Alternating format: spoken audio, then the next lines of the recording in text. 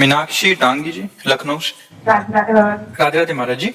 महाराज जी, मेरा प्रश्न है कि शिव जी की आराधना में भक्त को सबसे पहले क्या अनुभव होना चाहिए, शांति, भक्ति या वैराग्य? श्रद्धा और विश्वास। सबसे पहला सोपान है श्रद्धा, फिर है विश्वास, फिर आगे संसार से वैराग्य, फिर प्रभु के चरणों में अनुराग, और फिर अगर मोक्ष चाहता है तो मोक्ष, प्रेम चाहता है तो प्रेम मार्ग में चला जाएगा। पर सबसे पहली सीढ़ी है श्रद्धा, फिर है विश्वास, दृढ़ विश्वास भगवान के चरणों में। तब फिर अनुभूतियां शुरू होती हैं। जब पहले दृढ़ विश्वास होना ही कठिन है, भगवान के चरणों में विश्वास होना कठिन है। माया ऐसे ऐसे लीलाएं कर देती है तो हमें लगता है पता नहीं भगवान है भी कि नहीं, भगवान हमारी बात सुनते हैं कि नहीं सुनते, भगवान हमारी बात बनाएंगे कि नहीं बनाएंगे। कई तरह के ऐसे संशय आ जाते हैं तो हमारा विश्वास टूटने लगता है। और हमें लगता है भगवान से हमें प्रार्थना करनी चाहिए कि हमारी श्रद्धा आपके चरणों में लगे, हमारा विश्वास आपसे जुड़े। अगर श्रद्धा और विश्वास है तो वैराग्य, अनुराग, ज्ञान सब कुछ आ जाएगा।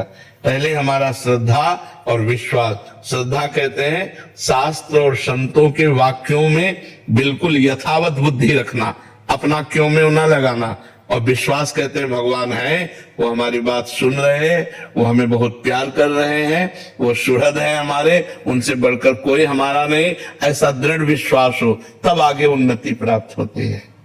कृपा सिंधु शरण जी। श्री हरिवंश गुरुदेव। श्री हरिवंश महाराज जी। महाराज जी, आपके चरणों में कोटि कोटि नमन। महाराज जी, अध्यात्म में साधन का अधिक महत्व है या आश्रय का? आश्रय का।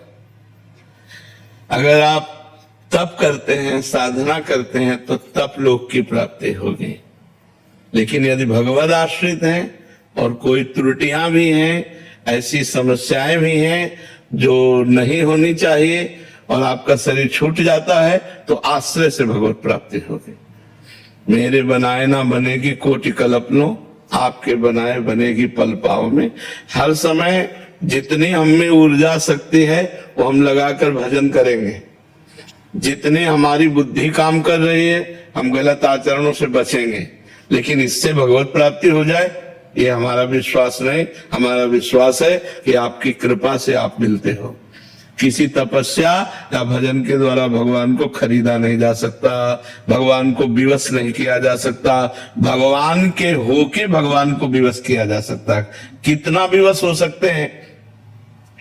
अर्जुन जी जहां खड़े होते हैं और उनकी जहां पादुका होती है वह अखिल कोटि ब्रह्मांड नायक परात्परीश भगवान श्री कृष्ण सारथी के रूप में बैठते हैं। इतना विवश हो जाते हैं अपने जनों के लिए।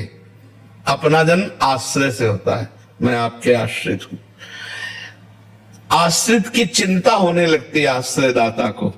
जैसे आपके दरवाजे पे कुत्ता बैठे, आपसे कोई मतलब नहीं, लेकिन वो कहीं जाए ना, तो आप अपने आप उसके भोजन की व्यवस्था करने लगेंगे।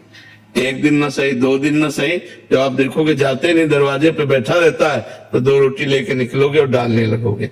उसने आश्रय एक दरवाजे का ले ले, अन्य दरवाजे ना जाए, तो ये जिम्मेवारी आपके ऊपर अपने आप सवार हो जाएगी कि सुबह शाम 2 रोटी आप डालने लगोगे।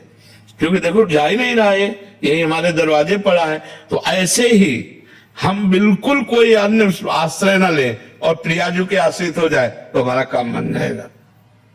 अनन्य आश्रय बहुत बड़ी बात है। अनुकूलता होती है तो लगता है प्रियाजू की बहुत कृपा है, और जब प्रतिकूलता होती तब ऐसे मन घबरा जाता है कि पता नहीं, हे शंकर भगवान आप कृपा करो, हे राम जी आप कृपा करो, हे श्याम जी आप कृपा करो, हे देवी जी आपकी। नहीं, उस समय भी एक ही होना चाहिए। बने तो रघुबर ते बने और बिगड़े तो भरपूर, और तुलसी औरन ते बने ता बनिबे पे धूल। जिसका हमने आश्रय लिया है, अगर बने तो उसी प्रभु से बने, और ना बने तो बिगड़ जाए। हमें कोई बनाने की कोशिश नहीं। हे नाथ मैं आपकी शरण में हूं, आप देख लो, पक्का सब ठीक हो जाएगा, पक्का सब ठीक हो जाएगा। हमें चाहिए भगवान का आश्रय दृढ़ लें। सबसे बड़ी भक्ति क्या है? आत्मसमर्पण। श्रवणम कीर्तनम स्मरणम विष्णुपाद सेवनम अर्चनम बंधनम दास्यम सख्यम आत्मनिवेदनम। आत्मनिवेदन पूर्ण भक्ति। आत्मनिवेदन का मतलब होता है आश्रय, समर्पित हो जाना। हे नाथ मैं आपको समर्पित हूं, अंदर से मन वचन कर्म से भगवान का शरणागत निश्चित भगवान को प्राप्त होता है। हमें प्रयास करना है, जो हमारी शरणागति में कमजोरी है कि भगवान के विरुद्ध आचरण है, जो अपने शरीर को लेकर मांगे हैं, जो अपने परिवार को लेकर मांगे हैं, वो केवल अपने प्रभु के सामने पेश करते रहें और ये मांगते रहें कि आपके सिवा हमारे मन में किसी अन्य का आश्रय न हो। जरूरतें हैं लेकिन आश्रय नहीं, ध्यान रखना। जैसे मैं आपका हूं, मेरी जरूरतें हैं तो मैं सिर्फ आपसे कहूंगा, इनसे नहीं कहूंगा। जरूरतें हैं पर आपसे। कोशिश करें कि आप तो अल्पज्ञ हैं, पता नहीं पाएंगे कि हमारी क्या जरूरत है, लेकिन भगवान सर्वज्ञ है, उनको सब पता है। तो हम अपनी जरूरतों की बात भी ना कहें, ये बहुत ऊंची बात है।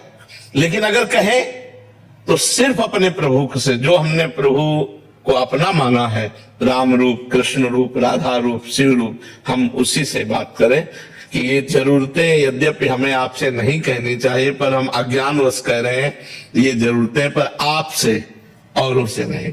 तो ये अनन्य आश्रय जो है ये बहुत जल्दी भगवत प्राप्ति करा देता है।